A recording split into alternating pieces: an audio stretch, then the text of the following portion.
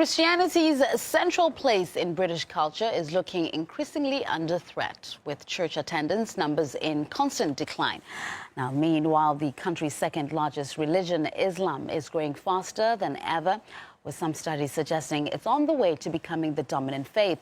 RT's Polly Boyko has the story.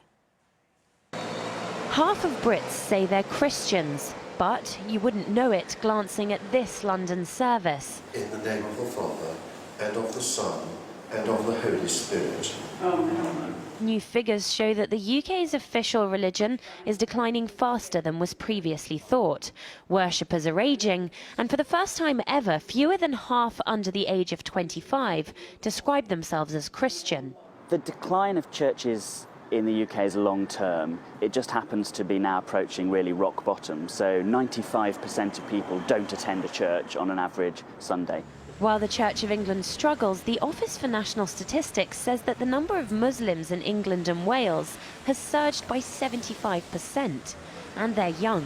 Half of British Muslims are under the age of 25. I'm looking at the swathes of men in the hall down below.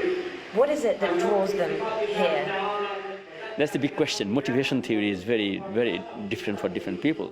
Islam's family values are very well bonded, and families really try to nurture young people in the fold of Islam. We have more than 50% congregation from the young people, because we try to deal with the young people's issues, so they feel part of the mosque establishment. Religious think tank The Pew Forum estimates that if present trends continue, the Muslim population of the UK will swell to almost double within 20 years, totalling 5.5 million. According to these figures, it means that by 2030, Britain will have more Muslims than Kuwait. It's projects such as this community-based Muslim radio station that could provide the clue as to why the religion is flourishing in the UK. In that booth, DJs who call themselves brothers and sisters talk about local issues and education from the point of view of Islam. Inspire started out as a special transmission during the holy month of Ramadan.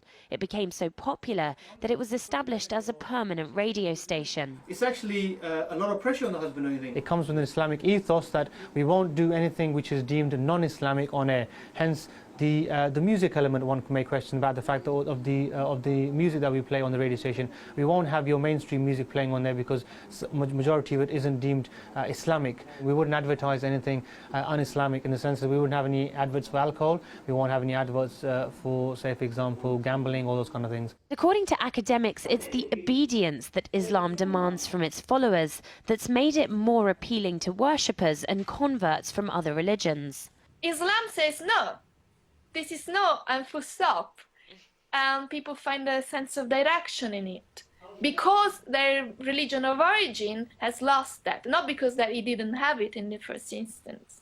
They sort of became lenient in relation to the laws of the church, and thinking that in this way they would make it more mellow and softer and attract more people into the church. And in fact, they've lost people. Something that the Church of England disagrees with. They claim that the death of Christian England has been greatly exaggerated and that the statistics don't reflect the true faith of the population.